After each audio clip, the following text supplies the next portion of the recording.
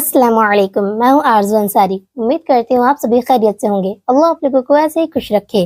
तो आज की इस नई वीडियो में मैं आप लोगों को रोज़े के मसाइल में गलत फहमियाँ और उनकी इस्लाह के बारे में बताऊंगी। रोज़े के बारे में लोगों में पाई जाने वाली 10 गलत बातें जिनकी कोई हकीकत नहीं है, तो वो 10 गलत बातें भी बताऊंगी और साथ में उनकी इस्लाह भी आज की इस नई वीडियो में मैं आप लोगों की करूंगी। तो इसलिए वीडियो स्किप मत करिएगा और वीडियो को लास्ट तक जरूर देखिएगा। तो चलिए शुरू करते हैं। नंबर 1 पर ये गलतफहमी है कि कुछ लोग समझते हैं रोजा इफ्तार की दुआ रोजा खोलने से पहले पढ़ना चाहिए और वो पहले दुआ पढ़ते हैं फिर रोजा खोलते हैं।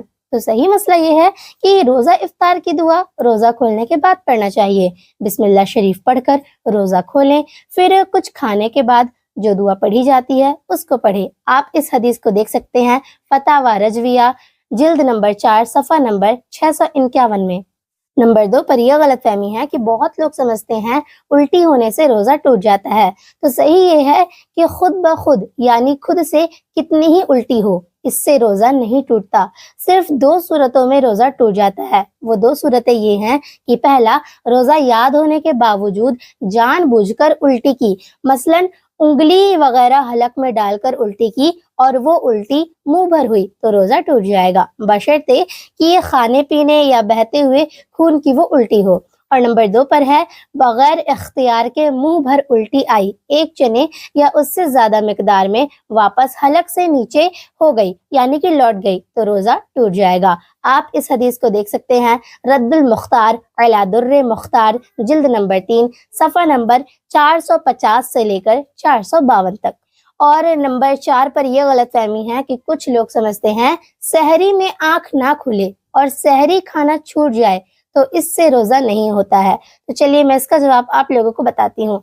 सहरी रोजा के लिए शर्त नहीं है, यानी जरूरी नहीं आपने रात में रोजे की नीयत कर ली थी यानी दिल में रोजा रखने का इरादा था, फिर सहरी में आंख नहीं भी खुली तब भी आपका रोजा हो जाएगा। हाँ, जानबूझकर सहरी ना करना अपने आप को अजीम सुन्नत से महरूम करना है। आप इस हदीस को देख सकते हैं रद्दुल मुख्तार सफ़ा नंबर 393 से लेकर 394 तक। नंबर 5 पर यह गलतफहमी है, कुछ लोग समझते हैं कि मुंह में मौजूद थूक या बलगम निकल जाने से रोजा टूट जाता है या रोजा मकरूह हो जाता है। तो उसका सही जवाब ये है कि मुंह में मौजूद थूक या बलगम निकल जाने से आपका रोजा नहीं टूटता। हाँ, अगर कोई बेवकूफ मुंह से बाहर मसलन हथेली पर थूक कर अपनी थूक या बलगम मुंह में दोबारा डालकर निगल जाए तो इससे रोजा टूट जाएगा, लेकिन आमतौर पर ऐसा कोई भी नहीं कर सकता। आप इस हदीस को देख सकते हैं दुर्रे मुख्तार। नंबर 6 पर यह गलतफहमी है कि कुछ लोग समझते हैं चोट वगैरह लगने पर खून निकल आने या ब्लड टेस्ट करवाने पर रोजा टूट जाता है। तो इसका सही जवाब है रोजा किसी चीज के मैदे के रास्ते में या दिमाग में जाने से आपका रोजा टूट जाएगा।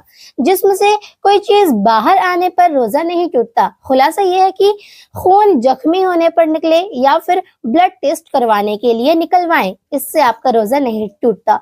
तो आप इस हदीस को देख सकते हैं सुनन तिरमिजी रकमुल हदीस पेज नंबर 719 में। और नंबर 7 पर यह गलतफहमी है, कुछ लोग समझते हैं कि रोजे की हालत में गुस्ल फर्ज हो जाए तो कुल्ली करना, नाक में पानी डालना मना है। तो इसका जवाब है रोजा शुरू होने से पहले गुस्ल फर्ज हो। रोजे की हालत में गुस्ल के तमाम फराइज अदा किए जाएंगे। गुस्ल में 3 फर्ज है, कुल्ली करना, नाक में पानी डालना और पूरे बदन पर पानी बहाना।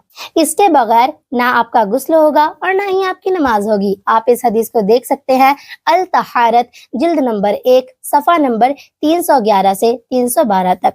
अलबत्ता रोजा हो तो गरारा नहीं करना चाहिए और आम दिनों में भी गरारा गुस्ल का फर्ज है, कुल्ली का हिस्सा नहीं है, बल्कि जुदा गाना सुन्नत है, वो भी उस वक्त जब रोजा ना हो। अलबत्ता रोजे की हालत में नाक में पानी सांस के जरिए ऊपर खींचने की इजाजत नहीं है।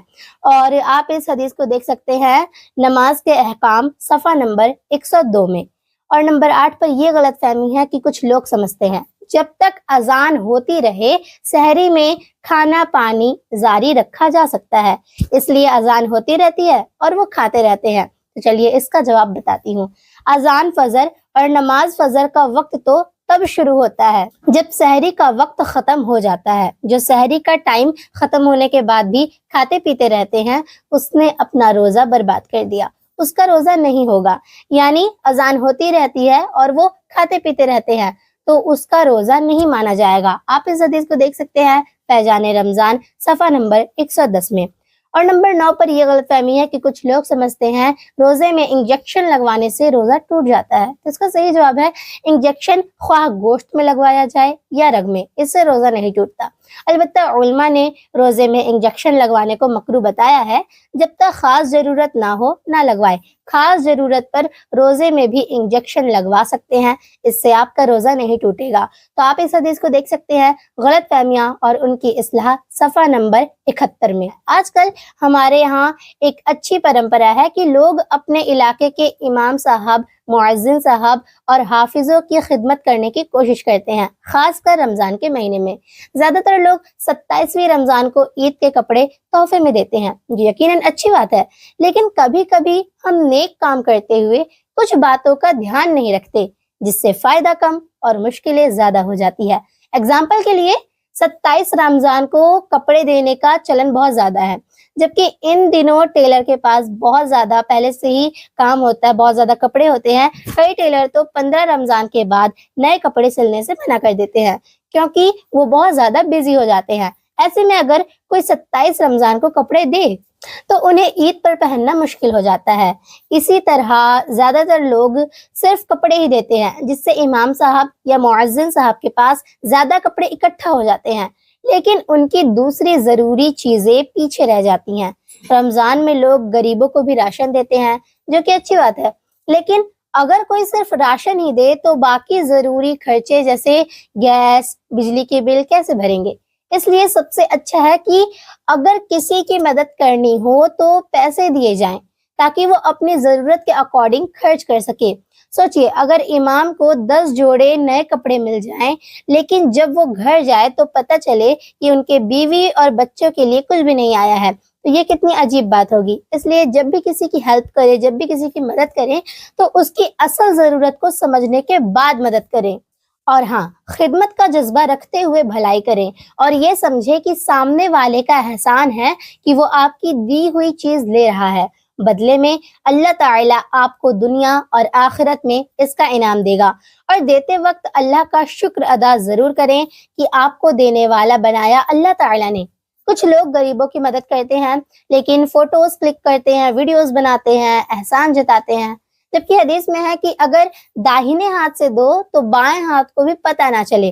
مدد کرنے سے پہلے خود سوچئے، اگر میں اس غریب کی جگہ ہوتا اور مجھے کسی چیز کی سخت ضرورت ہوتی تو میں کس طرح سے لینا پسند کرتا۔ تو امید کرتی ہوں آپ لوگ سمجھ گئے ہوں گے، جو بھی میں غلط فہمیاں بتائی ہوں اور ساتھ میں اس کی اصلاح کی ہوں، تو آپ لوگ اچھی طریقے سے سمجھ گئے ہوں گے۔ اللہ ہمیں بہتر طریقے سے بھلائی کرنے کی توفیق دے۔ آپ لوگ کامنٹ میں آمین ضرور لکھیے گا، اور ساتھ میں ایک پیارا سا کامنٹ بھی ضرور کریے گا، اور ویڈیو کو اور لوگ پاس بھی شیئر کریں تاکہ باقی لوگ بھی ان ساری غلط فہمیوں کو جانیں اور ان کی اصلاح کو سمجھیں۔ ملتی ہوں اگلی ویڈیو میں۔ السلام علیکم۔